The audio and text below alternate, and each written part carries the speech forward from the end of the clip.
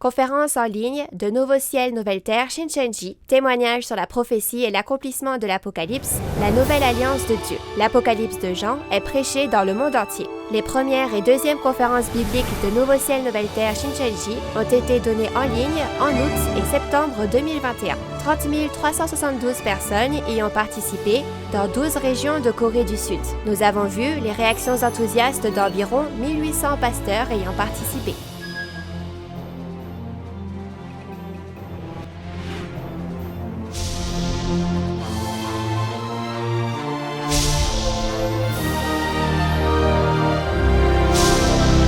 Et enfin, la parole de l'Apocalypse de Jean est ouverte pour la première fois en 2000 ans. Le président et les 12 chefs de tribu de Nouveau Ciel, Nouvelle Terre, Shincheonji vous dévoilent le secret du royaume des cieux de la Nouvelle Alliance, l'Apocalypse de Jean. Tous les lundis et jeudis, du 18 octobre au 27 décembre, les conférences en ligne de Nouveau Ciel, Nouvelle Terre, Shincheonji sont diffusées en direct dans le monde entier. Nous vous invitons à suivre le témoignage sur la prophétie et l'accomplissement de l'Apocalypse, la Nouvelle Alliance de Dieu.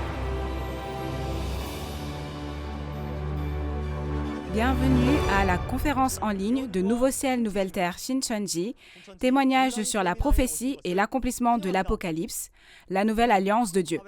Je suis Jae-jun Byun et je serai votre présentateur aujourd'hui. À tous les pasteurs, séminaristes et fidèles du monde entier qui se sont réunis pour connaître la vraie volonté de Dieu, bonjour.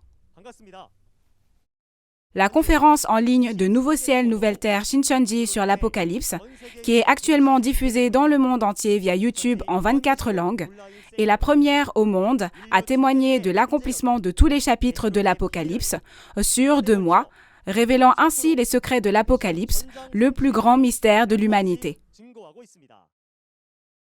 Grâce au grand intérêt manifesté par les pasteurs et les croyants du monde entier, le nombre total de vues de la conférence depuis Apocalypse chapitre 1 jusqu'à aujourd'hui a dépassé le 1 million, montrant un grand engouement pour ces conférences. Des paroles qui n'ont été entendues nulle part dans le monde seront révélées aujourd'hui. Nous commencerons la conférence avec gratitude pour la vérité et la grande grâce que Dieu et Jésus nous ont donnée. Tout d'abord, nous allons prier avec le même cœur. Dieu le Père qui est saint, plein d'amour et de grâce, nous vous sommes vraiment reconnaissants d'avoir rassemblé nos cœurs et de nous avoir conduits à écouter avec un ardent désir les précieuses paroles de vie de la conférence en ligne sur le témoignage sur la prophétie et l'accomplissement de l'Apocalypse, la nouvelle alliance de Dieu, que le ciel nous a accordée en ce moment aujourd'hui. Nous avons réalisé que cette époque est celle de l'accomplissement de l'Alliance, au cours de laquelle toutes les paroles que Jésus a promises sont accomplies à travers le témoignage du pasteur promis que Jésus a envoyé. Ainsi, durant ce temps, accordez-nous les yeux pour voir, les oreilles pour entendre et un cœur sage pour réaliser. Tout comme Jésus, le Fils de Dieu, qui est venu sur cette terre il y a environ 2000 ans, a proclamé la paix et a conduit beaucoup à Dieu avec la parole de vérité. De même, à travers les prophéties de l'Apocalypse et les paroles de témoignage de l'accomplissement qui sont témoignées à ce temps, tout le monde sera en Jésus. S'il vous plaît, bénissez ce temps afin que nous soyons unis et permettez que nous profitions de la paix à travers une réalisation précieuse. Permettez-nous de devenir un avec la vérité. En particulier, s'il vous plaît, déversez la sagesse et la puissance du ciel sur le chef de tribu qui témoignera de la parole pendant ce temps, et faites-en un temps précieux pour que tous nous rassemblions nos cœurs et rendions gloire à Dieu le Père dans les cieux. Nous nous en remettons à Dieu le Père du début à la fin, et nous prions au nom de Jésus qui est saint et qui nous a conduits de la mort à la vie. Amen. Nous tenons à vous informer que la conférence en ligne d'aujourd'hui se déroule dans le strict respect des règles de sécurité sanitaire et de distanciation sociale. Jusqu'à présent, nous avons appris les paroles de l'Apocalypse des chapitres 1 à 9. Aujourd'hui, vous apprendrez les paroles d'Apocalypse 10 par l'intermédiaire du chef de la tribu de Matthias. Si nous résumons Apocalypse 10 en un mot, on peut dire que c'est le livre révélé venu du ciel et le pasteur promis. Savez-vous qu'il y a environ 2000 ans, Jésus a prophétisé qu'aujourd'hui serait un temps de famine où il n'y aurait pas de nourriture à manger au temps du second avènement du Seigneur? Ce dont nous sommes reconnaissants, c'est que lorsque de telles choses se produisent, une précieuse nourriture de vie est donnée du ciel afin que tous puissent avoir la vie. Si c'est le cas, il faut savoir quelle est cette nourriture et à travers qui on peut la manger, n'est-ce pas? Si vous écoutez attentivement les paroles d'Apocalypse 10 aujourd'hui, vous trouverez rapidement la réponse à ces questions. Lorsque les paroles ouvertes de l'Apocalypse seront témoignées, j'espère que ce sera un temps précieux pour que la lumière de la vérité illumine vos cœurs. Ensuite, nous aurons le chef de la tribu de Matthias, Bang Sik-chang, qui va délivrer la parole. Veuillez l'accueillir avec des applaudissements chaleureux.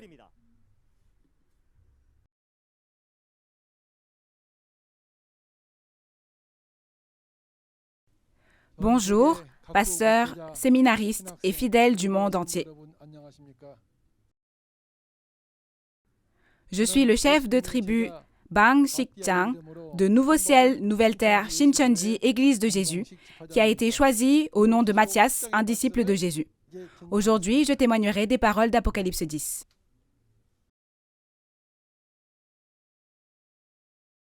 Le titre de la parole d'Apocalypse 10 que nous voyons aujourd'hui est « Le livre révélé venu du ciel et le pasteur promis ».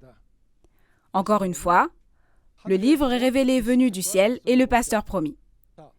Si nous regardons le point clé de notre référence d'aujourd'hui, il nous est dit par quel processus le livre révélé du ciel est délivré. Alors, qui est-ce? Dieu donne à qui? À Jésus. Jésus le donne à l'ange, l'ange à Jean, et Jean au serviteur, et c'est ainsi que c'est délivré, n'est-ce pas? N'est-ce pas clairement indiqué dans Apocalypse 1, verset 1? C'est la révélation de Jésus-Christ que Dieu lui a donnée et Jésus, à travers un ange, l'ange le donne à Jean et Jean le délivre au serviteur, n'est-ce pas? Jean qui délivre la révélation de Jésus au serviteur apparaît, mais qui est ce Jean? Ce contenu est très important dans l'Apocalypse de Jean. Alors, nous devons d'abord savoir qu'il y avait un Jean au moment de l'écriture de cette prophétie et qu'il y a un Jean qui a vu et témoigné de cela quand ce livre de l'Apocalypse a été accompli. Ainsi, plutôt que de parler de Jean qui a vécu il y a 2000 ans, nous pensons à Jean quand cela s'accomplit aujourd'hui et nous allons l'appeler Nouveau Jean. Qui est-ce? Il est un personnage qui apparaît au temps de l'accomplissement de l'Apocalypse. Et c'est précisément le pasteur qui a reçu cette parole de l'Apocalypse. Pourquoi? Si vous regardez Osée 12:11, vous pourrez voir que Dieu a parlé à différents prophètes, mais ce qu'il leur a dit ne leur était pas destiné. Dieu a utilisé les prophètes en paraboles pour donner des paraboles. Ainsi, lorsque cette prophétie a été donnée, il n'y avait pas encore sa réalité. Donc, ce qui a été montré dans la vision a été écrit en parabole, et quand cette prophétie est accomplie, comme la réalité apparaît, on témoigne de cette réalité, bien sûr. Et chaque fois que Jésus ouvre un sceau et accomplit, il y a à côté de lui un témoin qui a vu et entendu chaque chapitre l'un après l'autre. Et qui est-ce? C'est Jean dont on parle ici. Pour résumer le contenu d'Apocalypse 10, premièrement, il y a un livre révélé venu du ciel et il y a le secret de la 7e trompette. Et il y a Jean qui a reçu et mangé le livre ouvert et sa mission. Nous allons faire ainsi en 3 parties et méditer dessus ensemble. Maintenant, lisons d'abord ensemble les paroles d'Apocalypse 10, versets 1 à 4. Je vis un autre ange puissant qui descendait du ciel, enveloppé d'une nuée. Au-dessus de sa tête était l'arc-en-ciel, et son visage était comme le soleil, et ses pieds comme des colonnes de feu. Il tenait dans sa main un petit livre ouvert. Il posa son pied droit sur la mer et son pied gauche sur la terre. Et il cria d'une voix forte, comme rugit un lion. Quand il cria, les 7 tonnerres firent entendre leur voix. Et quand les 7 tonnerres eurent fait entendre leur voix, j'allais écrire. Et j'entendis du ciel une voix qui disait « Scelle ce qu'ont dit les 7 tonnerres et ne l'écris pas. » Amen. Oui, vous avez bien lu. Ici, je vis un autre ange puissant qui descendait du ciel, enveloppé d'une nuée, et au-dessus de sa tête était l'arc-en-ciel, et son visage était comme le soleil, et ses pieds comme des colonnes de feu. Qui est celui qui dit « Je vis » dans l'Apocalypse? Nous devons d'abord savoir que c'était l'apôtre Jean au moment de la rédaction de la prophétie et qu'il devient le nouveau Jean lorsque cela s'accomplit. Sachez que Jean a eu une vision et que le nouveau Jean ici a vu l'accomplissement physique. Il tenait dans sa main un petit livre ouvert. Il posa son pied droit sur la mer et son pied gauche sur la terre. Et il cria d'une voix forte, comme rugit un lion. Quand il cria, les 7 tonnerres firent entendre leur voix. Et quand les 7 tonnerres eurent fait entendre leur voix, j'allais écrire. Et j'entendis du ciel une voix qui disait « Scelle ce qu'ont dit les 7 tonnerres et ne l'écris pas. » Il y a ce livre ouvert venu du ciel. Il y a un autre ange puissant qui a apporté ce livre ouvert. Nous devons découvrir qui est cet autre ange puissant. Lorsque nous regardons Apocalypse 8, il y a 7 anges qui ont reçu les 7 trompettes lorsque le 7e sceau est ouvert à la fin. Et de cette manière, il faut savoir que ces 7 anges sont différents. Dans Apocalypse 9, après que le 6e ange sonne de la trompette, dans Apocalypse 11, le 7e ange sonne de la trompette. Mais comprenez tout d'abord que le chapitre 10 est un événement entre-temps au cours duquel la parole est reçue et mangée. Il est dit que cet ange est descendu du ciel. Et qu'est-ce que cela veut dire? Cela veut dire qu'il est descendu du monde spirituel vers le monde physique de cette terre. Et que portait l'ange? Il vient enveloppé de nuées, comme on le voit ici, et être enveloppé de nuées signifie qu'il vient avec beaucoup d'esprit.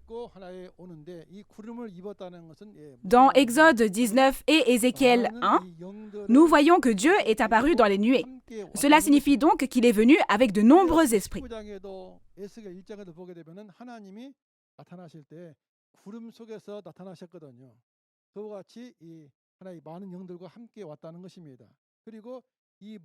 Et qu'y a-t-il au-dessus de sa tête? Il y a un arc-en-ciel. Et son visage était comme le soleil, et ses pieds étaient comme des colonnes de feu. Quel est le contenu? En regardant cette apparence dans Apocalypse 1, versets 13 à 16, c'est l'apparence de qui? Ça ressemble fortement à l'apparence de Jésus. Ainsi, il vient sous la même forme que Jésus et vient comme Jésus l'a promis et prêche les paroles de cette révélation de Jésus. Pourquoi? Quand on regarde dans Genèse 9, verset 13, l'arc-en-ciel dont on parle ici symbolise l'alliance, la promesse, n'est-ce pas? Qu'est-ce qui a été promis dans Apocalypse 1, verset 1? De cette façon, qui a cette révélation de Jésus? C'est l'ange qui vient et la donne à qui? N'est-il pas dit qu'il la donnerait à Jean? Parce qu'il est l'ange qui vient accomplir cette promesse, il y a un arc-en-ciel ici. Et il est dit qu'il y a un petit livre ouvert dans la main de l'ange. Que signifie le petit livre ouvert ici? Au chapitre 5, il y a le livre de l'Apocalypse, scellé de 7 sceaux dans la main droite de Dieu, n'est-ce pas? Comme Jésus a vaincu, que fait-il après avoir pris le livre? Après avoir ouvert les 6 sceaux dans le chapitre 6 et le dernier sceau dans le chapitre 8, c'est maintenant devenu la révélation de Jésus. Et ensuite, à travers qui? Il ordonne à l'ange de le donner à Jean. Donc, le livre ouvert que l'on a ici, c'est lequel? Sachez que c'est précisément le livre révélé. Alors, dans ce cas, pourquoi cet ange ici a-t-il apporté le livre révélé? Quand on regarde, c'est pour le donner à qui? Pour le donner à ce Jean ici. Alors, ce livre révélé est apporté par qui? C'est un ange qui l'a apporté. C'est ce que dit Apocalypse 1, verset 1. On ordonne à l'ange de le donner à qui? N'est-il pas dit qu'il le donne à Jean? Afin de délivrer ces paroles révélées à Jean, de cette façon, l'ange a apporté un livre ouvert comme ceci. Nous allons voir ce processus de délivrance. Comme nous le voyons dans Apocalypse 5, comme Jésus a vaincu, il prend le livre scellé de 7 sceaux dans la main droite de Dieu. Il a donc pris le livre et en a ouvert tous les sceaux au chapitre 6 et 8 et l'accomplit. Alors, ces paroles révélées qui se sont accomplies sont maintenant données à qui?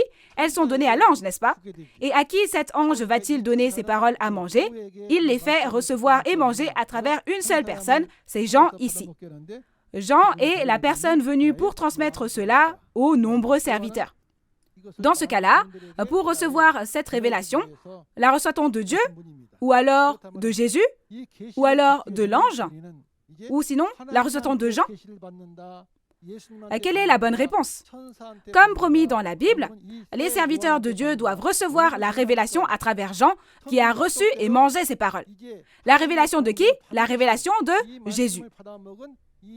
Maintenant, voici la mer et la terre sur lesquelles l'ange a mis son pied.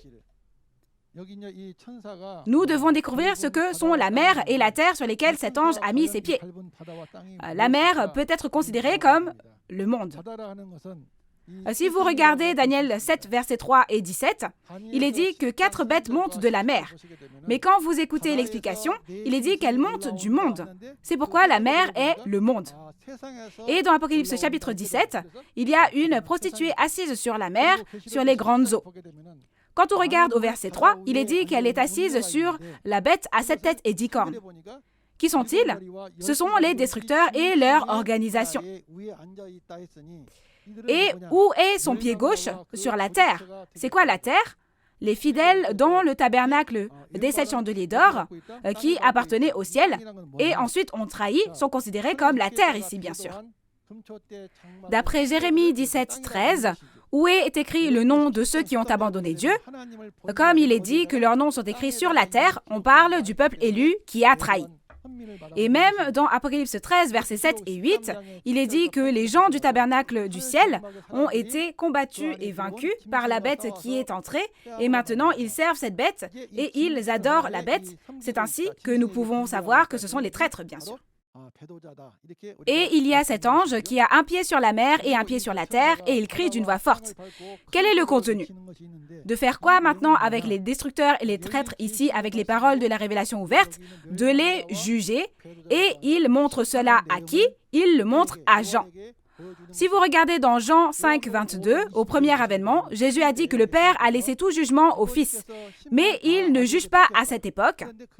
Et si vous regardez dans Jean 12, 48, il dit que mes paroles vous jugeront au dernier jour. Comment juge-t-on alors? Selon Apocalypse 20, verset 12, leurs actions sont jugées selon la Bible en les comparant avec la Bible. Alors pourquoi a-t-on montré cela à Jean à ce moment-là? À qui l'ange a-t-il montré cette apparence? Ne l'a-t-il pas montré à Jean ici?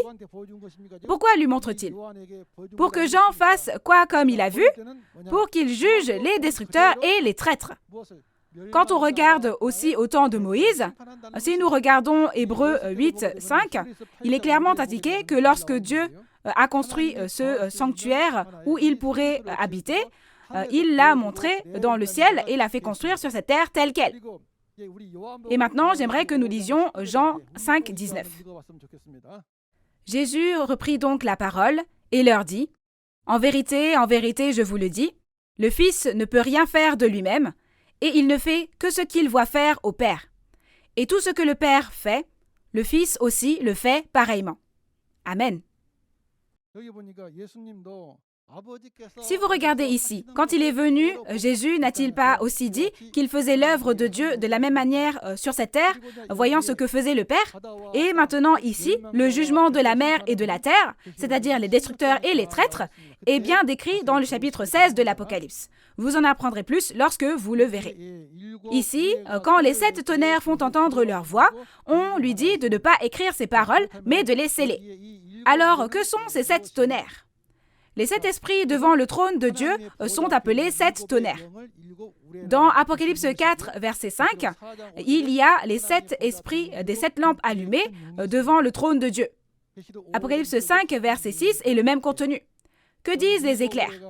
Les mots écrits dans le livre ouvert sont le son des tonnerres et, pour le dire différemment, c'est le son de la colère et les paroles de jugement.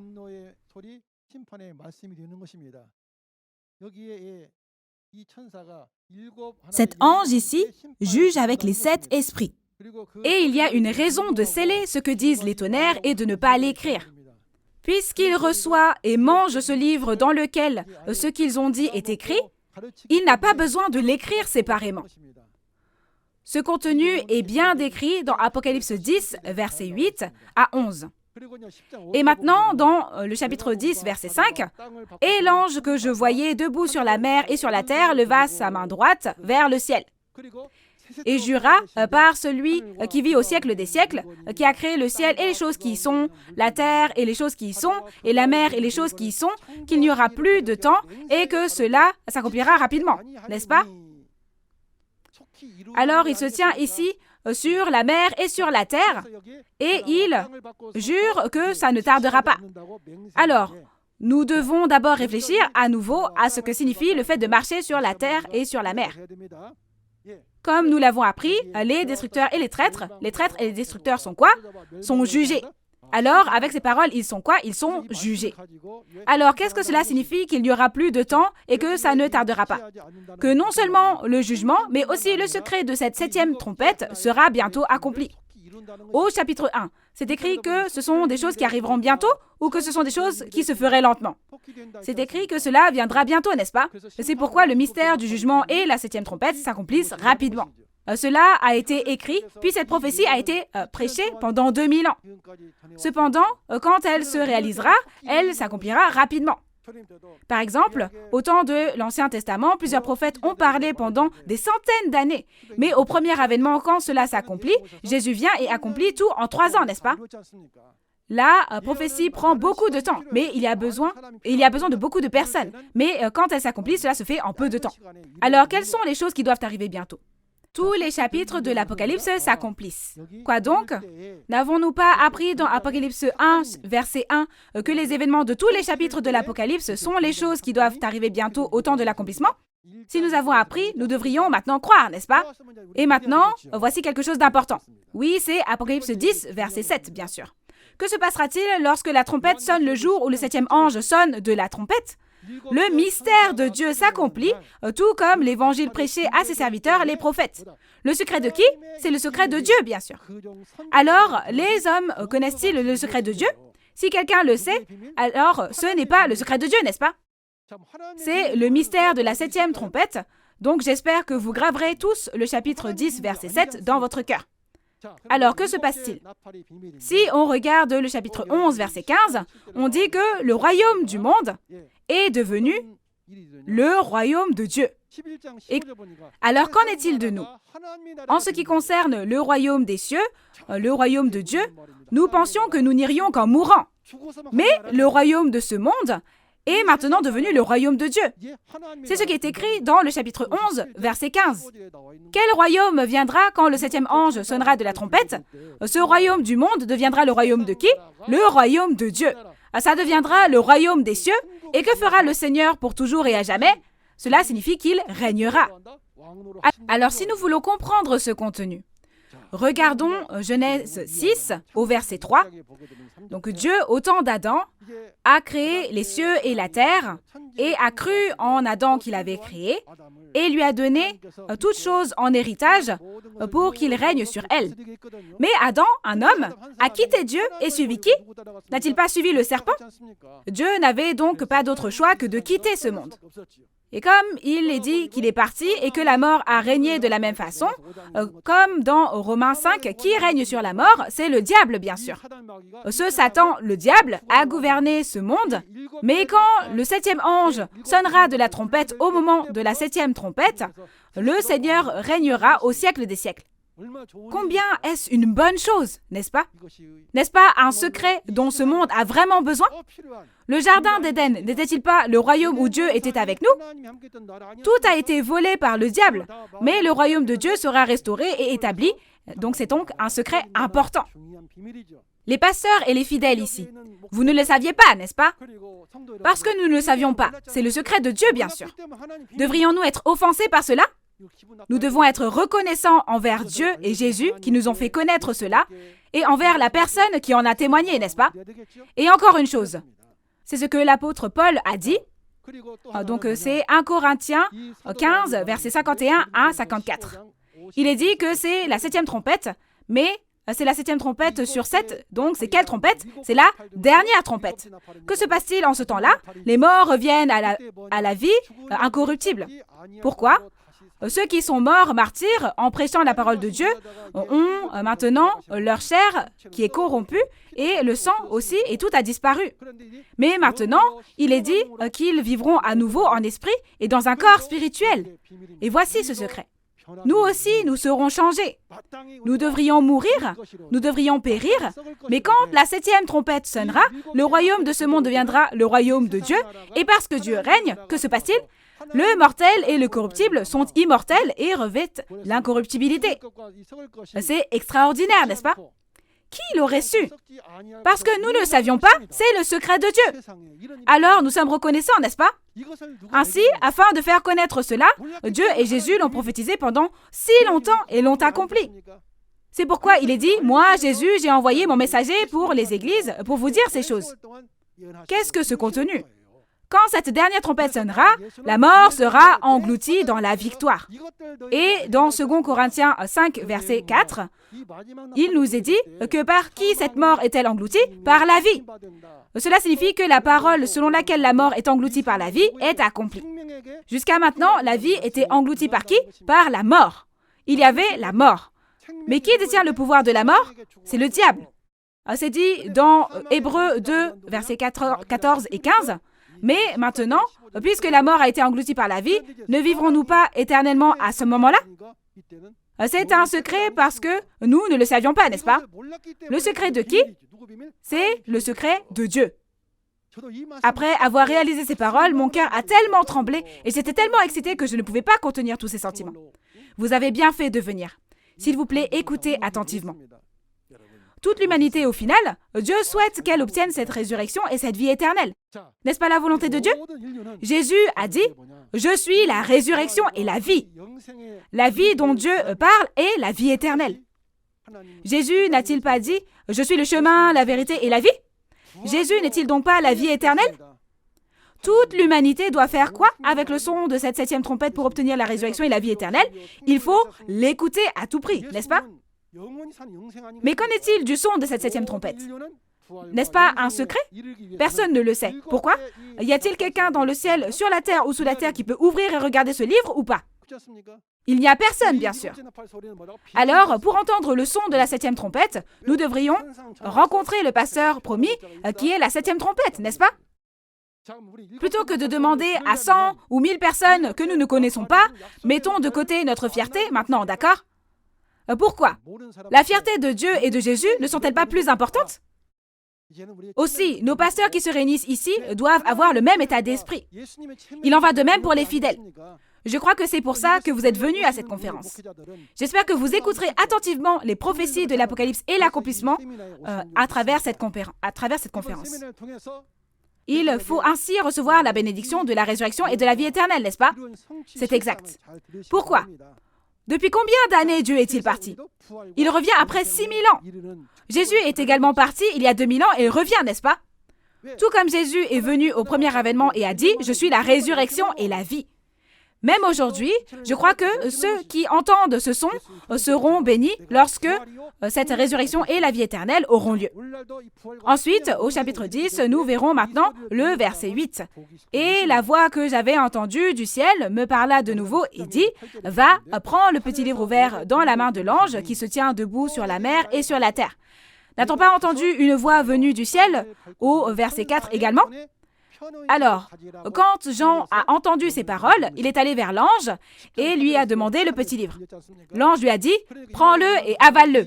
Il sera amer à tes entrailles, mais dans ta bouche, il sera doux comme du miel. » Qui ça? Jean prit le petit livre de la main de l'ange et le mangea. Et il était aussi doux que du miel dans sa bouche. Et on lui dit que ce sera amer dans ses entrailles.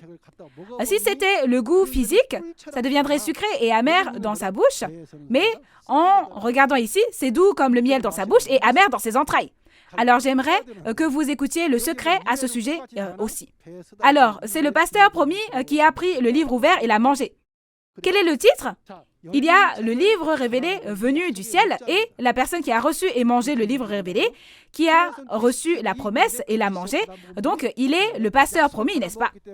Tout comme Jésus qui a reçu la révélation de l'Ancien Testament au premier avènement, il était le pasteur promis de l'Ancien Testament. Alors aujourd'hui, nous devons savoir et croire que cette personne qui a reçu et mangé la révélation du Nouveau Testament est le pasteur promis du Nouveau Testament. Alors, Jean a reçu les livres et l'a mangé. Mais comment l'a-t-il reçu? N'a-t-il pas entendu une voix dans le ciel? Et qui appartient à cette voix? C'est la voix de Dieu, bien sûr.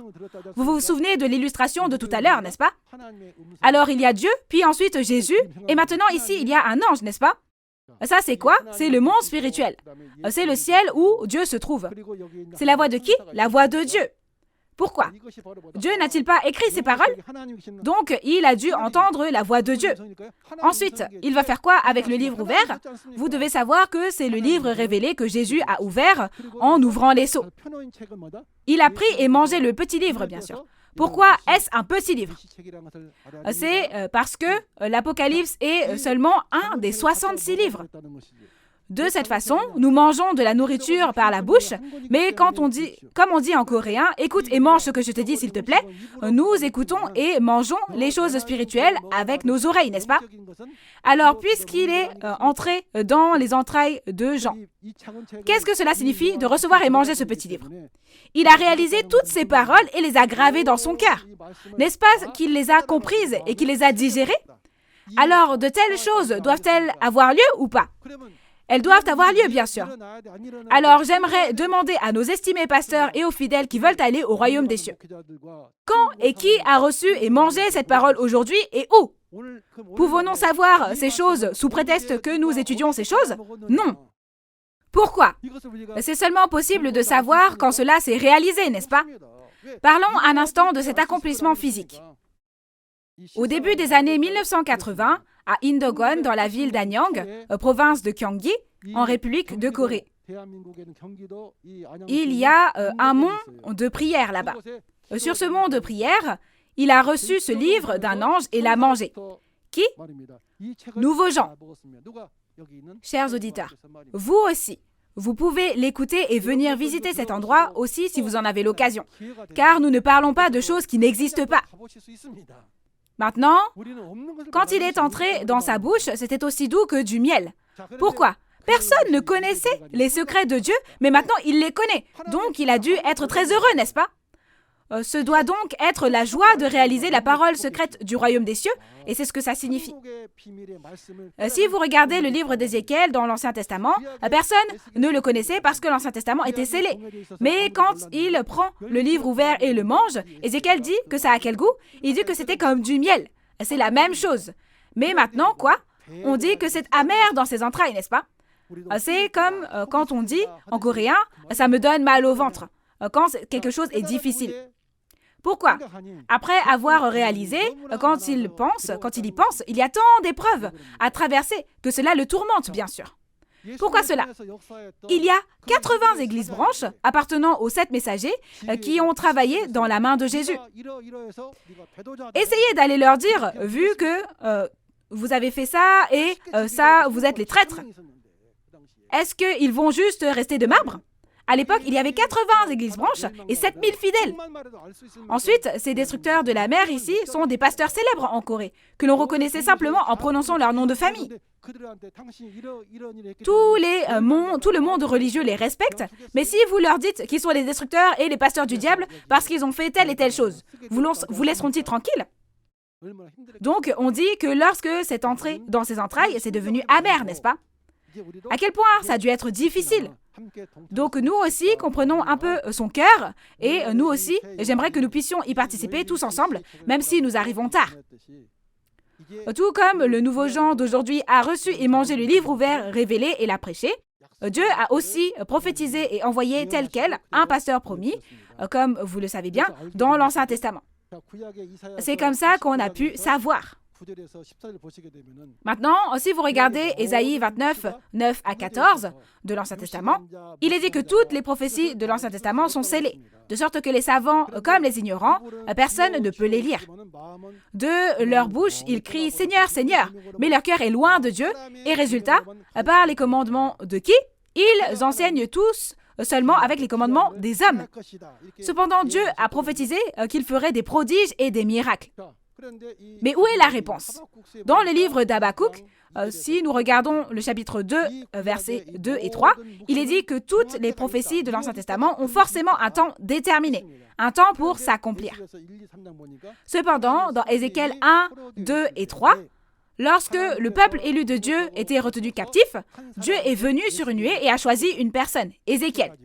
Il le choisit et lui dit d'aller prêcher au peuple rebelle d'Israël.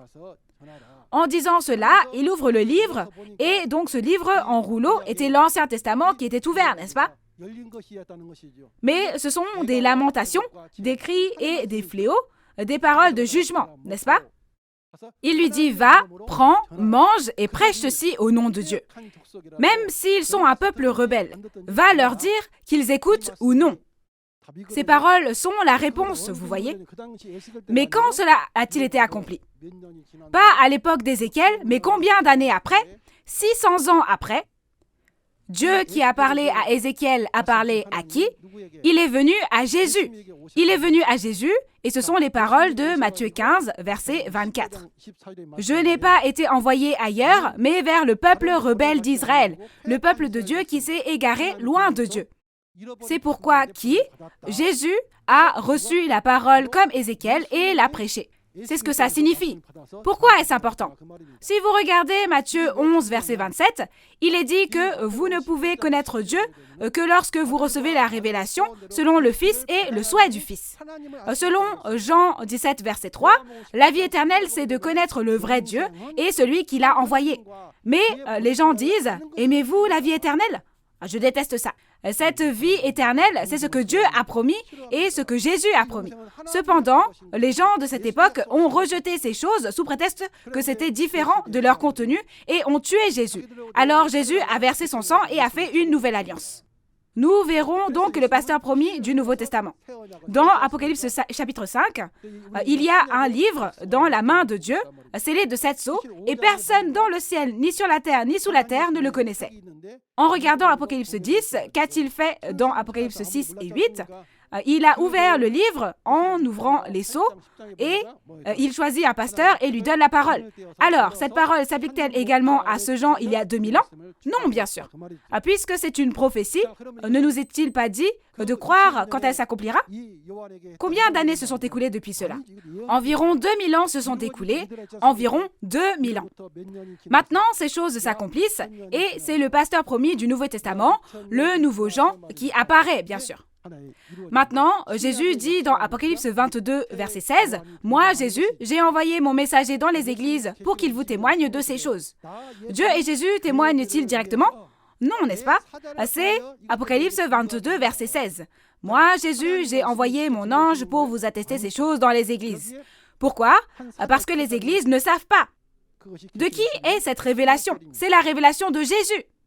Alors, s'il était dit que nous pouvions obtenir le royaume des cieux et la vie éternelle par la révélation de Jésus au premier avènement, aujourd'hui, qui reçoit cette révélation de Jésus? N'est-elle pas entrée dans Jean, qui avait reçu la parole révélée? C'est seulement à travers ce Jean, comme dans Matthieu 11, au verset 27, que nous pouvons recevoir la révélation de Jésus, n'est-ce pas? Si vous recevez la révélation et apprenez ces choses, comme dans Jean 17, verset 3, nous connaîtrons le vrai Dieu et Jésus est celui qui l'a envoyé et nous entrerons dans la vie éternelle, n'est-ce pas? Vous n'aimez pas ça? Il n'y a pas besoin de ne pas aimer ça, n'est-ce pas? Pourquoi? C'est une promesse de Dieu et de Jésus. Alors, qui est la personne que toute l'humanité doit rencontrer? C'est nouveaux gens, ça veut dire. Tout comme lors du premier avènement, la personne que toute l'humanité devrait rencontrer était Jésus. Pourquoi devons-nous le rencontrer?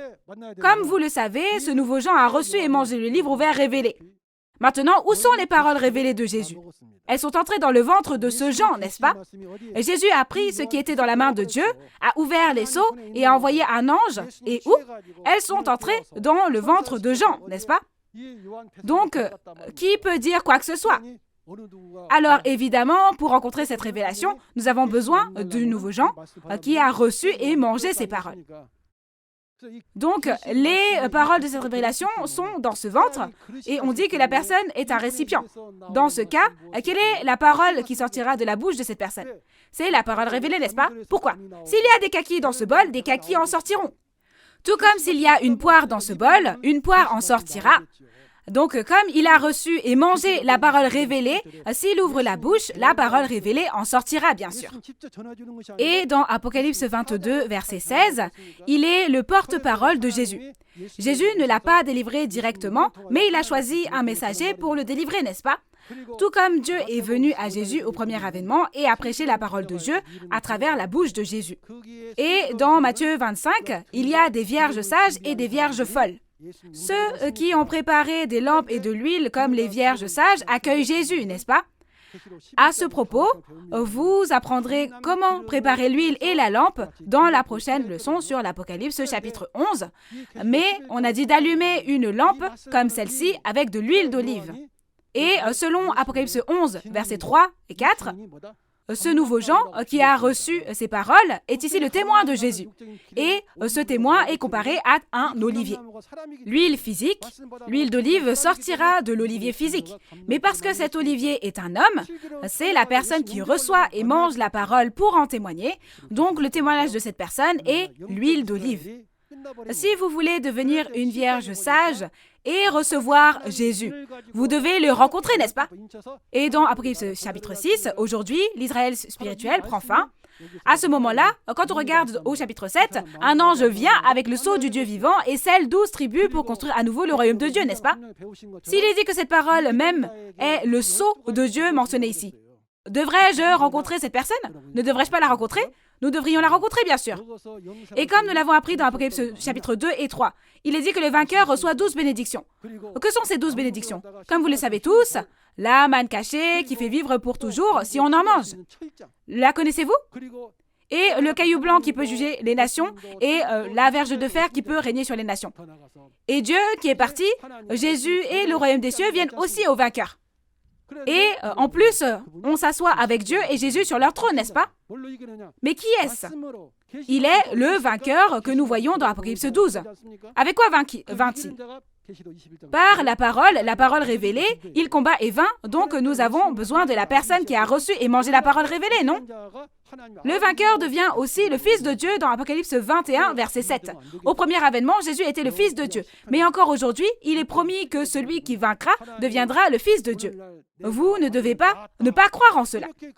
Si vous regardez dans Psaume 2, verset 7 de l'Ancien Testament, Dieu a dit qu'aujourd'hui, j'ai donné naissance à un fils qui apparaît selon cette prophétie au premier avènement, tout comme Jésus est apparu. Encore aujourd'hui dans l'Apocalypse, s'il est dit que le vainqueur est le Fils de Dieu, vaut-il mieux croire ou vaudrait-il mieux ne pas y croire? Ce serait bien d'y croire. Maintenant, c'est le dernier verset, le verset 11. Puis on me dit, qui ça? L'ange m'a dit que je devais prophétiser de nouveau à beaucoup de peuples, de nations, de langues et de rois. N'est-ce pas la mission que Jean, qui a reçu et mangé le livre, doit accomplir? C'est donc la mission du pasteur promis. Alors cette mission est de prêcher de nouveau aux peuples, nations, langues et rois. Mais qui sont ces peuples, nations, langues et rois? Il s'avère que ce sont tous les gens qui vont à l'église et qui sont dans le péché. Pourquoi? D'après Apocalypse 13, verset 7, qui sont ces peuples, ces nations et ces langues? Il est dit que la bête avec qui le diable est les gouverne dans Apocalypse 13. Aussi, dans Apocalypse 17, verset 15, il y a qui? La prostituée, Babylone, dans laquelle se trouve le diable, qui règne sur eux tous. Et dans Apocalypse chapitre 18, verset 2, il est dit que ce sont l'habitation des démons. Et son influence est telle que maintenant, toutes les nations, les demeures des démons, ont été détruites en buvant le vin de la pudicité.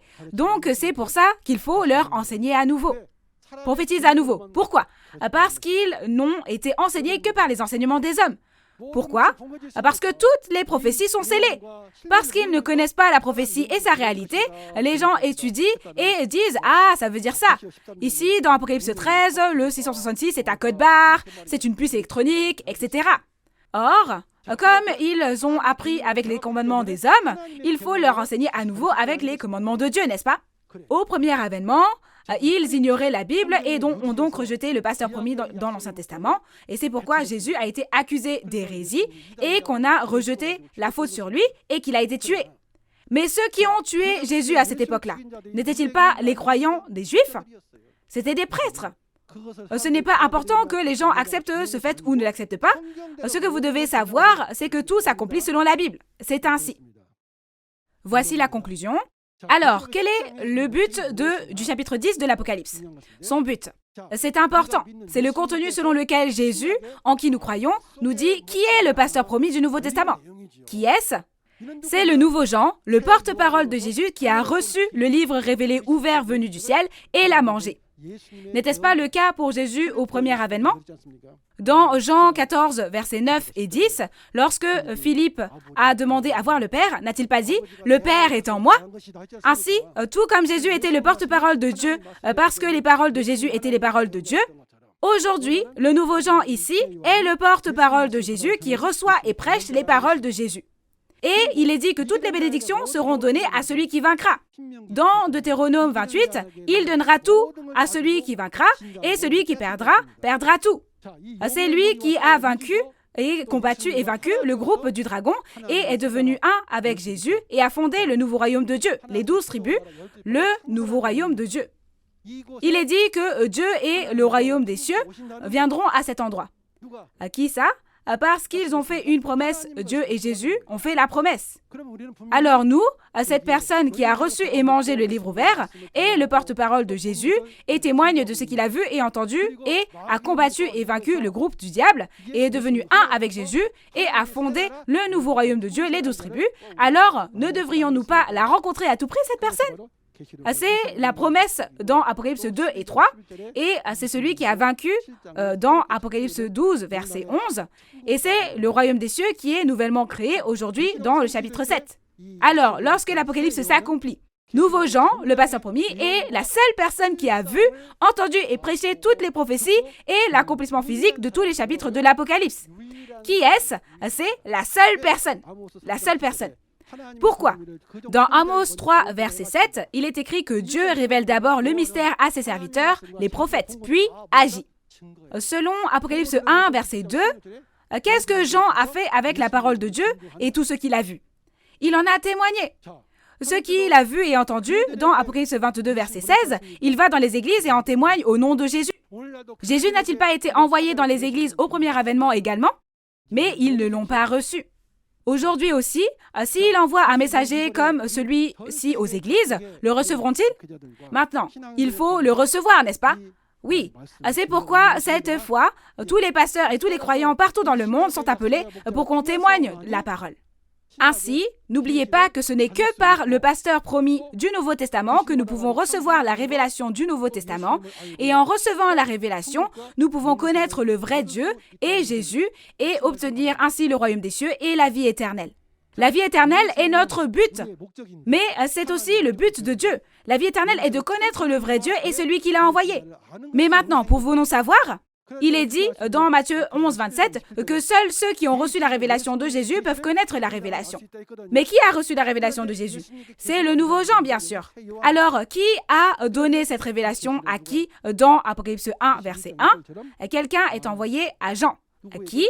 Un ange lui est envoyé pour tout lui montrer, et c'est ce qui est expliqué, n'est-ce pas? Et à travers cet ange, on lui fait recevoir et manger la parole ouverte. Ainsi, nous devons à tout prix le rencontrer. Par conséquent, donc, toute l'humanité doit rencontrer aujourd'hui le pasteur promis du Nouveau Testament, qui est venu en tant que messager de Jésus, et recevoir le témoignage de l'accomplissement physique de l'Apocalypse, et ainsi connaître qui? Le vrai Dieu, Jésus, et le vrai pasteur. C'est ainsi qu'il faut faire. Chers fidèles et chers pasteurs, même si c'était à cause de leur ignorance au temps du premier avènement qu'ils avaient agi de la sorte, j'espère que vous réaliserez l'œuvre de son retour aujourd'hui et deviendrez le propriétaire du secret que vous avez reçu. Et pour les pasteurs, quel est l'objectif? Ne s'agit-il pas d'essayer d'être sauvés afin que nous puissions aller au royaume des cieux ensemble en enseignant bien les fidèles? Lorsque nous lisons les paroles de l'Apocalypse, il est dit que ceux qui ajoutent ou retranchent à l'Apocalypse ne pourront pas entrer dans le royaume des cieux et seront maudits. J'espère donc que nous pourrons tous devenir un et entrer dans le royaume des cieux sans ajouter ni retrancher aux paroles de l'Apocalypse. Nous pouvons entrer dans le royaume des cieux en étant nés de la semence de Dieu et en étant sauvés par le sang de Jésus. Alors nous allons clamer « We are one » Nous sommes un. Merci d'avoir écouté attentivement.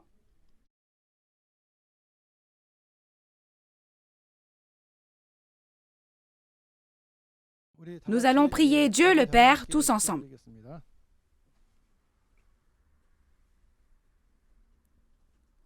Dieu le Père, envers qui nous sommes très reconnaissants. Aujourd'hui, comme promis dans la Bible, les paroles du chapitre 10 de cet Apocalypse, moi qui ne suis rien et ai reçu à travers ce nouveau Jean, j'ai témoigné de la prophétie et de l'accomplissement physique de la parole. Père, s'il vous plaît, ouvrez le cœur des pasteurs, des séminaristes et des croyants du monde entier qui ont écouté la parole d'aujourd'hui. Faites-leur connaître le vrai Dieu, Jésus, et le vrai pasteur à travers cette révélation de Jésus, afin qu'ils puissent tous entrer dans le royaume des cieux et la vie éternelle. S'il vous plaît, guidez-nous. Merci en particulier d'aimer nos pasteurs, afin qu'ils puissent bien comprendre la parole et la partager avec les fidèles, afin qu'ils puissent entrer ensemble dans le royaume des cieux. Que votre grâce et votre amour infini remplissent chacun de ceux qui entendent cette parole. Nous avons cru et prié toutes ces paroles au nom de Jésus. Amen. Que peut bien être la 7e trompette pour que ce soit un secret? C'est le merveilleux mystère de Dieu selon lequel les morts ressuscitent incorruptibles et que nous, qui y vivons, serons également transformés pour atteindre la vie éternelle. Jésus n'a-t-il pas dit dans Matthieu 25 que seule une vierge sage qui a déjà préparé la lampe et assez d'huile peut accueillir l'époux Jésus? Qu'est-ce que ceux qui sont dans le monde des ténèbres doivent préparer pour rencontrer l'époux Jésus? C'est de l'huile d'olive. Lorsque cela s'accomplit, la réalité apparaît. Vous devez graver cela dans votre cœur et vérifier si cela s'est vraiment produit ainsi ou non, n'est-ce pas? Lundi prochain aussi, le même chef de la tribu de Matthias prêchera les paroles d'Apocalypse chapitre 11. Apocalypse 11 parle des 2 témoins et de la 7e trompette, et l'horaire est le même à 10h du matin. Nous espérons que vous assisterez à ce temps de grâce pour connaître la précieuse parole et volonté de Dieu. L'Église de Nouveau Ciel, Nouvelle Terre Shincheonji peut témoigner de la parole de l'Apocalypse avec assurance, car il y a un pasteur promis qui a reçu et mangé la parole révélée ouverte.